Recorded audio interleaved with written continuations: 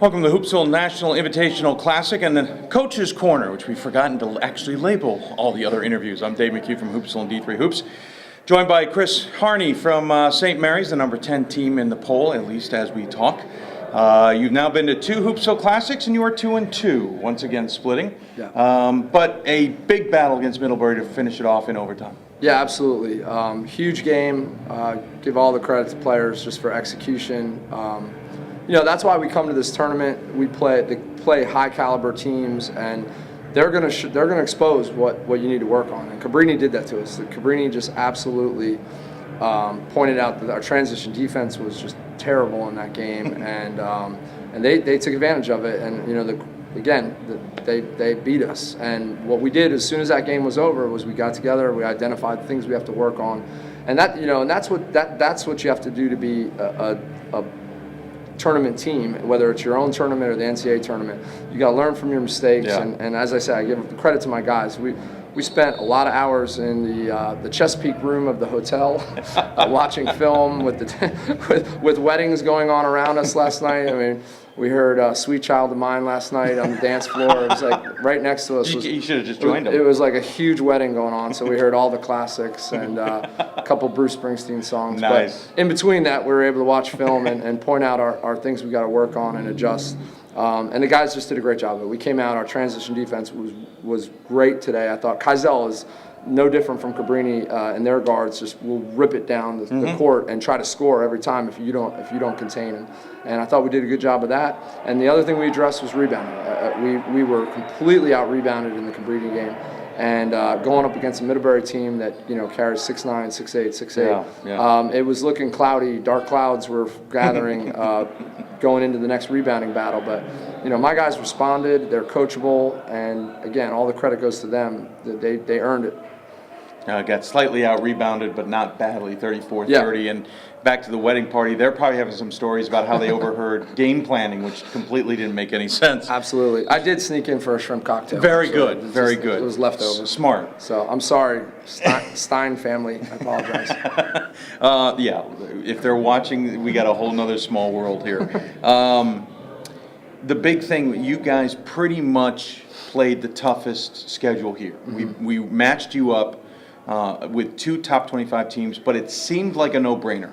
Cabrini, guys have never played. You've been the top of the Mid-Atlantic for years. Yeah. That seemed like a no-brainer to our Yes. part. And, of course, Middlebury, rematch from a couple years ago, that seemed like a no-brainer and what everybody would like to see.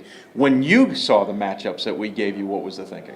Oh, I immediately knew that we were in for a complete dogfight. I mean, you have 2 programs with tremendous coaches. Coach Kahn and Coach Brown are veteran coaches. They get everything out of their guys. I mean, you're not going to go against them and not be in a complete dogfight. And you got to use everything. And they're going to. I mean, it's just a total chess match. And and again, our goal and my goal is I want to play the best teams. We got to turn around and gear up for F&M on Saturday, and that's we got the legend, Coach Robinson, in there, and he's. I mean, you're talking. I mean, I just faced 3 coaches that if I amassed all their victories, it'd be a heck of a lot of wins. Yeah. But I do that for our players. We and our program. We want to identify the things we have to work on. Good teams expose your weaknesses. And that's really what we saw here. And you got to respond. You got to get better at it. And I know that every team, I'll say this about this tournament, every team that participates in this tournament is going to be so much better than the other teams in their league come February and January, because they're going to have already know what they needed to correct and get better at. And I think that's truly what this tournament does for teams, is that you're really going to find out the things you need to work on to be successful. For us, there's the added incentive of being in Baltimore. Most of our guys are from Baltimore. Yeah. We kind of think of this as a second home. So it's nice for our guys in that way too, as an experience. But again, going back to the coaches and the caliber of teams, you got to come in here and you got to bring it. And that's what we saw here. We knew there was going to be. We knew Middlebury was not going to take a playoff or on anything. So we had to match them all the way, and that's what you get, a classic overtime game. Well, what's interesting also is, you talk about facing the tough teams, especially out of conference. conference season has changed for you guys. Not Yes. only is Wesley looking good, despite Yes. the fact they lost Reynolds, Yes. Christopher Newport now enters the fray. That changes the dynamic completely. You also have more games because of other teams. So how important is it to get off to a good start so you can keep that momentum into conference play? I don't focus so much on the momentum. The momentum is great, okay, to get that. But I really look early in the season, especially this, and I can't say it enough, like how great this is for our program, because we figure out the things we got to work on, and then we start conference play, early December. So Yeah.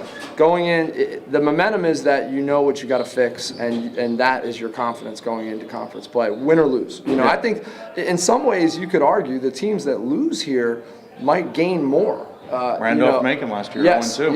yeah, and from in the Midwest, Transylvania. Transylvania. So it really is a win-win for any team that's in here, I feel like, coming out, whether you lose or win, just because of how much you're going to learn about your program and how to get better. So, again, we're happy. We'll take, we obviously want to go 2-0, but I think, again, it's win-win, even if you do go 1-1. And arguably, if you go 0-2, you don't want it, but again, you're going to be a better team for it, I think. It's quick, again, more about the Capital Athletic Conference. Wesley, always a factor. Coach Cabasa, he always puts together a good team, and I think they're showing that with a 50-point win over tough. Albright. One of the toughest teams we go against. Well, Christopher Newport, we know, Kirk Corkian's going to bring a good team in there. Marymount's quietly looking like they're going to be a challenge this year. The freshmen, they've had a young team the last 2 years. Yeah. So Coach Rogers, another great coach. He's had a young team, and they've struggled because of their youth. Everyone overlooks that. He's put in a system. They've continued to run the same system, and they've gotten better. And now they're grown. Now he's got seniors that have been in that program for a number of years, and they're dangerous. They've always been dangerous, but now they're veteran. They're kind of going back to their old way, their history, Yes. where they were always a contender. And by the way, speaking of going back to their history, Salisbury, who's actually playing in the background right now, they could be another contender. You never know what you're going to get out of Mary Washington.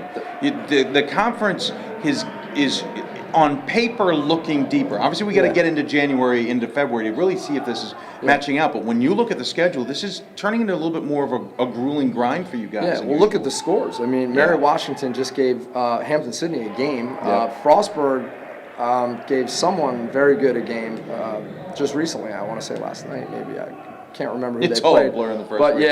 But they played. They had a close score against a very good team. The whole league. There's no night off in the CAC, and I'm not going to point to other leagues and point to our league. I'm not going to get into that. I think there's a lot of good leagues. When people try to rank who's better than who.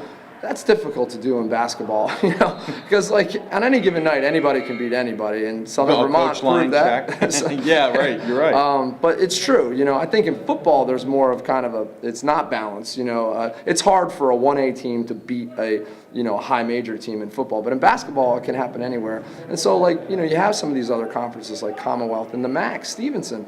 I mean, Stevenson is a tremendous team right now. They're going to cause a lot of problems for people. They've got, again, great coaching, great personnel. I could see them really making a run here, which for them would be great. But our conference is definitely solid. I don't think there's a weak team in the league, and that's why you got to play great teams non-conference to prepare for that. And quickly about the Mid-Atlantic, it's been kind of down for a few years. It hasn't had the depth. It's got a couple teams at the top. You guys, Cabrini, who make deep runs, but that's about all the conversation. Now Alvernia has entered the fray.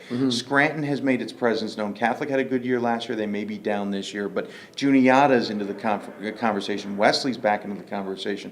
The region seems to be stepping up, but that all being said, what does this region need to do? Does it need more than you and Cabrini making runs in the NCAA tournament? It definitely does. I think you look at the Mid-Atlantic, and I just see so many veteran coaches, Lebanon Valley and DeSales. We're going to play DeSales in a couple weeks, and Scott Koval is. That guy's seen it all, done it all. You're just picking out all the good coaches to play. That's what you're doing. These guys are good. I'll tell you right now. Somebody showed me something that DeSales has more wins in the Mid-Atlantic than anybody over the last 5 or 6 years. Yeah. These are great programs, and I mean, I've learned one thing, and I learned this from Mike Lonergan. I was fortunate enough to talk to him a little bit about his experience at Catholic as a Division III coach and going into the NCAA tournament. And he told me, he said, all the years they made the tournament, and even the year they won it all, he said, look, everybody in the tournament's good. You know, everybody in the tournament's good. And I'll never forget this. He said, you got to win a close game. You got to beat a team you're not supposed to beat. And then you need some luck. That's what he said. You need some luck. Yeah. He goes, because ball's got to bounce your way. Yeah, and like you look at last year, and I remember looking at that Morrisville State team we played, and I was like, wow, I mean, they just beat Rhode Island College. They went through some teams that were really good. And again, they got some bounces. They beat a team they weren't supposed to beat, and I was like, man, this is a team that might really, could really get in our way. And we were coming off an MIT game where I don't think anybody thought we were going to be at MIT. So it was a tough first-round match. Yeah, so I would say this about the Mid-Atlantic. There's a lot of quality programs out there. There's the ones that have been in the tournament, but there's ones that are right on the cusp of being in the tournament. And so, I would say this. I think the strength of the Mid-Atlantic is the middle of it. You have your upper-tier teams, but there's a whole pack of teams in that middle with great coaching and great players that could come out of there on any given year. And I think that versus maybe other regions where maybe the middle's not as strong, if that makes sense. Yeah, sure. Okay. Quickly about your team. Laguerre back from injury. He tweaked himself a little bit in the first game here, but it looks okay. I'll be honest with you, he wasn't back. his back from injury. His ankle looks like a grapefruit right now. I didn't want him to play, and he looked pretty good out there. I don't know if I'll go on the record as saying, I kind of told him. Well, you're on record. I told him he shouldn't play, and he looked me right in the eye, and he said, Coach, I'm playing. He looked pretty good. He did, and his ankle looks ridiculous. Well, and then you have Hutchinson back, who's seeming to feel into himself again. Yes. Wise is up there running the point. You got McFall Don certainly Hill, playing well. McFall and Don Hill are a great combo. So you guys make the Elite Eight last year. You finally get a taste of Salem. Yes. You've been to the Elite Eight twice in 3 years. How do you break through to get to either a Final Four like Cabrini has or to a championship game opportunity? Is this the team that can do it? And do you feel like you need to do it this year? I think it's too early to determine if this is the team to do it. I think what we've learned from being in the tournament is that you've got to take every game one at a time.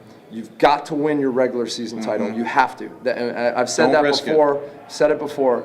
And we talk we break it down to CAC champs, meaning regular season champs. We talk about that constantly because I think that's the first step. In getting in, you got to look at the science of getting in, and being number one in your conference or number one in the region are critical areas for even factor in a possible at large, which is rare anyway. Right.